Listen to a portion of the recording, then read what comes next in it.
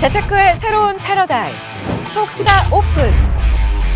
주식, 해외 선물, 가상화폐까지 모든 투자를 한눈에. 톡스타 이용 방법이 궁금하다면 검색창에 톡스타를 검색, 톡스타 홈페이지에 접속. 회원 가입 후 원하는 스타를 선택하면 준비 끝! 언제 어디서든 원하는 정보를 무료로 상담받으세요. 생활 속의 재테크 톡스타. 지금 바로 접속하세요. 네, 본격적으로 이번 주 해외 투자 상품 핫딜입니다. 사실 오늘 좀 지금까지 움직임은 그리 크게 중요하지는 않았습니다만 이제 오늘 FOMC 회의 코멘트가 나오고 하면 바로 달러 인덱스가 움직일 것이고요. 그에 따라서 골드, 유로까지 유로까지 이제 지수 또한 다 움직일 가능성이 높기 때문에 이번 주 해외 투자 상품 핫딜이 상당히 좀 중요할 것 같습니다. 지난주에 중국은 이 전인대가 끝나면서 중국 증시는 다시금 좀 횡보를 거듭하고 있는데 이번 주에는 이제 미국과 유럽의 이벤트들이 남아있지 않습니까? 그렇기 때문에 이번 주 두스타님들께서 가져온 해외 투자 상품 핫딜이 어떤 게 있었는지 우선 화면으로 먼저 보시겠습니다. 네, 지금 AGC 스탠스타님께서는 달러를 롱, 그러니까 달러 인덱스 상승 매수로 가지고 나오셨고요. 이 채권은 숏, 그러니까 매도로 가지고 나오셨습니다. 그리고 윤병호 대표님 역시 뚝심 있게 나스닥 선물 매수를 가지고 나오셨습니다.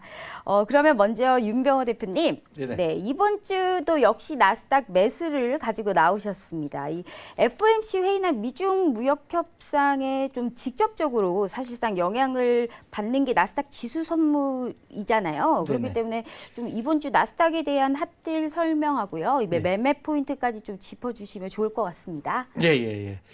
자, 이번 주에는 이제 아까도 모두의 말씀을 드렸습니다만은 오늘 밤에 나오는 그 3시에 발표되는 그 성명서, FOMC 성명서가 가장 큰 이벤트다라고 이제 보고 있고요. 왜 그러냐면 지금 미국의 미중 간의 무역 분쟁 이 부분도 이제 6개월 6월로 넘긴다든가 시진핑과 그 트럼프 대통령의 만남을 거기에다가 또 블랙시트도 이제 연기가 되는 그런 분위기고요. 그러다 보면 시장의 가장 핫한 부분은 FOMC의 그 통화 정책에 대한 코멘트가 아니겠느냐 이렇게 보여지는 거고요. 더더구나 이제 작년까지는 강한 금리 인상을 출구 전략을 강하게 이끌어갈 것 같이 정책을 가져오다가 올부터 왜 무엇 때문에 그 출구 전략을 좀 약하게 가져가느냐라는 부분을 아마 그 뒤 이면적인 것을 꼭 생각을 해봐야 되겠다. 네. 그래서 인플레이션보다는 또 디플레이션까지도 걱정이 되는 그런 상황까지도 일부 그 전문가들은 이야기하고 있어요. 그래서 만약에 그런 경우가 나온다면 상당히 강한 충격이 시장 충격이 안 올 수가 없겠고요. 그러나 지금 내용이 오래전부터 다시 말해서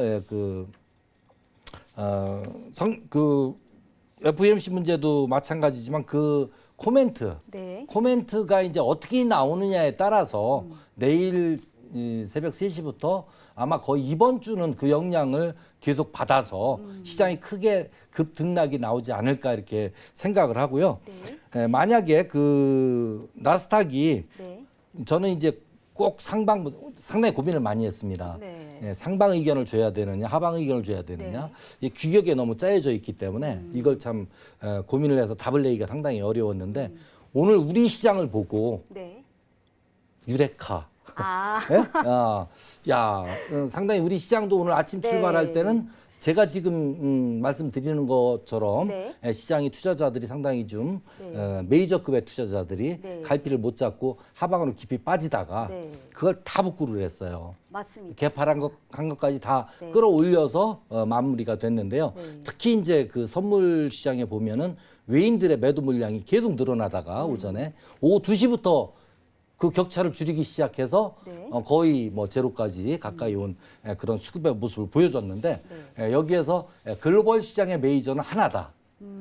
미국 메이저, 중국 메이저, 일본 메이저, 유럽 메이저 다 다른 것이 아니고 우리나라 역시 전 글로벌 시장의 한 테두리 안에 있다. 이렇게 보고 오늘 FOMC 성명서 발표 이후에도 다소간의 충격은 있을 수 있을지 몰라도 8,000을 넘어가는 8,240까지 제가 나오는데요. 네. 예, 거기까지도 상승할 수 있는 그런 여지가 남아 있다 이렇게 보여집니다. 예. 네, 알겠습니다. 지금 상당히 미국 FOMC에 관해서 이제 상당히 중요하게 봐야 된다. 그리고 현재 지금 이제 추세를 따라서 가야 되는데 굳이 이제 상방 하방을 정해야 되는 게 사실 현재로서는 조금 어렵다 이런 말씀이신 거죠? 예, 모든 방송이 그렇지만 네네. 예, 이거 특히 네. 이제 다른 방송들 보면 이제 이 해외 선물에 대한 방송이 네네. 많지 않잖아요. 네. 그래서 이제 주식에 대한 거는 어느 정도 이렇게 가늠을 해볼 수가 있습니다. 네네. 예, 그 주식 매매도 주로 이제 일봉으로 주봉으로 보고 하니까요.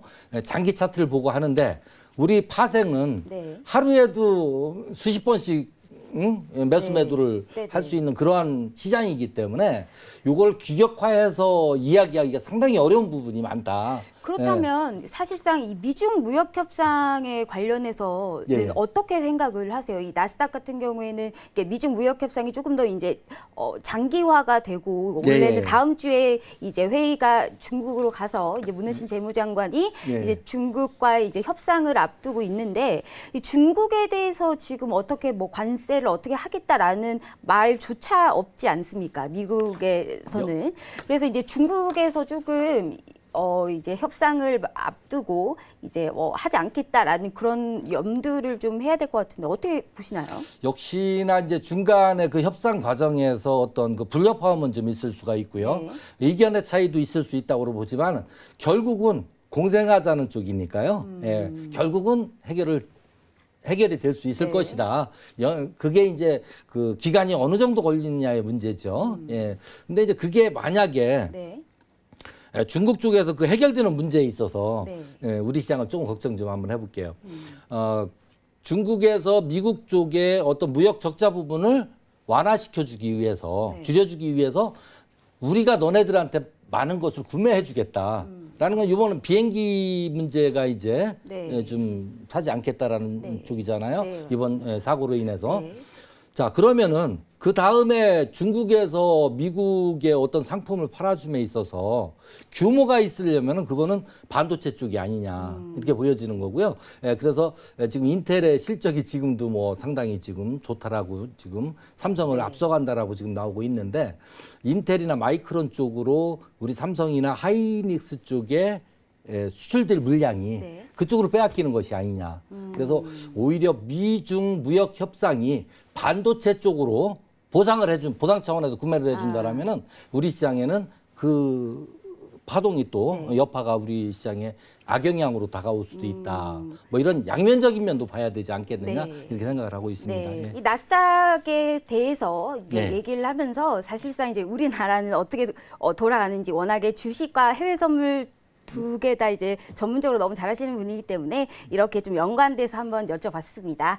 네, 그러면 이제 AGC 스텔스타님 역시 FOMC 회의에 대한 내용을 가지고 나오시면서 이제 달러에 좀 포인트를 맞추신 것 같습니다. 달러 매수, 그러니까 달러 인덱스를 거래하거나 이제 달러 인덱스 관련 ETF도 좀 가능하지 않을까요? 그리고 이제 미국채를 숏 매도로 가지고 나오셨는데 이 미국채 역시도 FOMC 회의 영향권으로 보고 계시는 거라고 볼 수가 있네요. 그리고 일단 미국채 가격이 떨어진다면 금리는 오른다는 얘기니까 이 FOMC 회의에서 어차피 금리 인상은 하지 않을 것이고 코멘트가 비둘기파적인 코멘트가 나오지 않을 가능성, 약간 매파적인 코멘트가 나올 가능성을 염두하시는 건가요?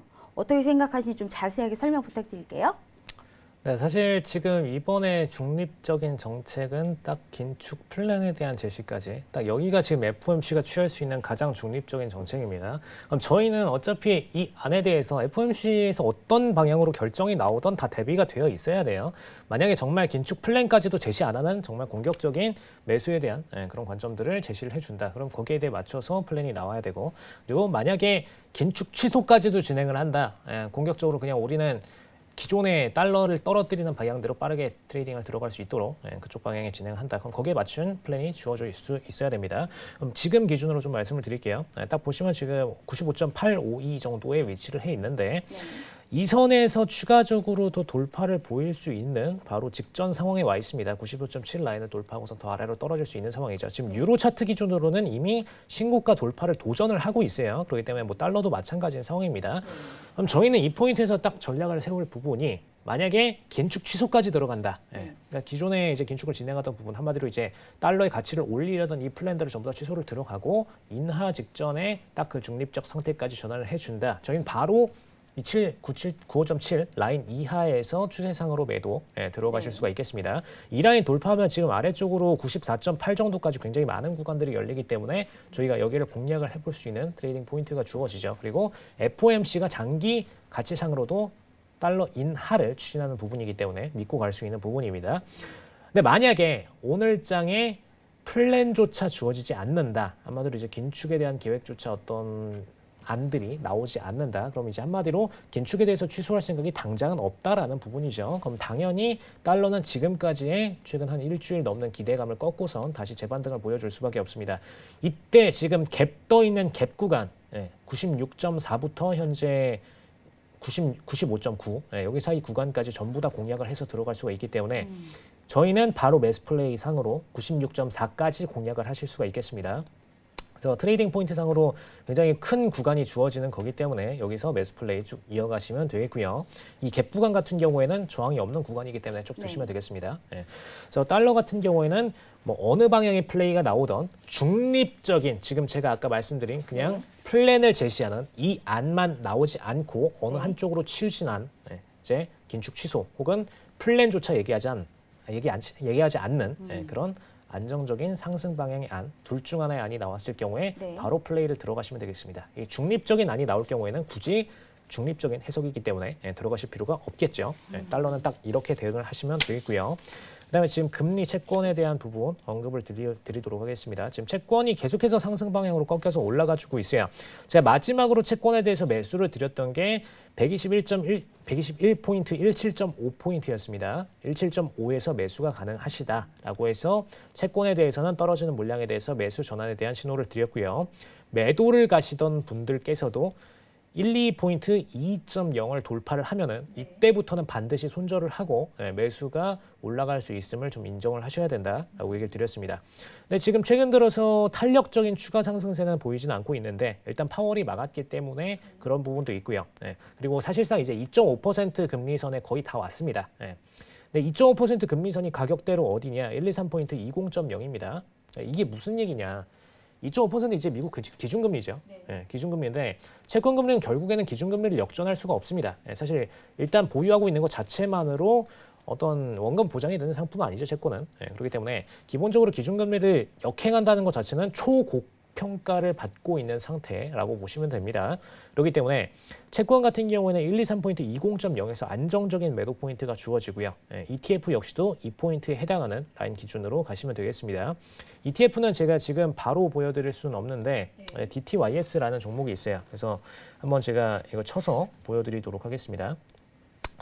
일단 ETF 같은 경우에는 해외 주식 차트에서 보실 수가 있겠고요. 영어 코드로 DTYS라고 치시면 되겠습니다. 그러면은 이제 가격대가 주어지시게 되는데 아이패스 트레저리 10year 베어 ATN 이거 기준입니다.